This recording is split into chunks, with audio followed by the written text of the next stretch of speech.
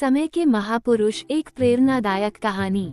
बहुत समय पहले की बात है। एक छोटे से गांव में एक बुद्धिमान वृद्ध व्यक्ति रहता था, जिसका नाम ऋषि वासुदेव था। उन्हें गांव के लोग समय के महापुरुष कहकर पुकारते थे, क्योंकि वे समय के महत्व को बहुत अच्छे से समझते थे और लोगों को भी इसकी कीमत सिखाते थे। गांव का एक युवा अर्जुन हमेशा समय की बर्बादी करता था। वह सोचता था कि कल कर लेंगे और हर जरूरी काम को टालता रहता था। उसकी इसी आदत के कारण उसकी खेती खराब हो जाती, पढ़ाई अधूरी रह जाती और उसे कोई सफलता नहीं मिलती थी।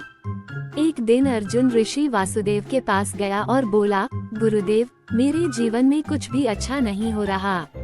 मैं मेहनत करता हूँ, फिर भी सफल नहीं हो पा रहा। ऋषि मुस्कुराए और उसे एक घड़ी दी। उन्होंने कहा, इस घड़ी को ध्यान से देखो और हर बीतते हुए सेकंड को महसूस करो। जब तुम समय की कीमत समझ जाओगे, तब सफलता खुद तुम्हारे पास आ जाएगी। अर्जुन ने इसे हल्के में लिया, लेकिन कुछ दिनों बाद उसने देखा कि जब वह समय पर अपने खेतों की देखभाल करता, तो फसल अच्छी होती। जब वह समय पर पढ़ाई करता, तो उसे अच्छे अंक मिलते। धीरे धीरे उसने समय की कीमत समझ ली और अपनी आदतें बदल ली। कुछ वर्षों बाद अर्जुन गांव का सबसे सफल किसान और विद्वान बन गया।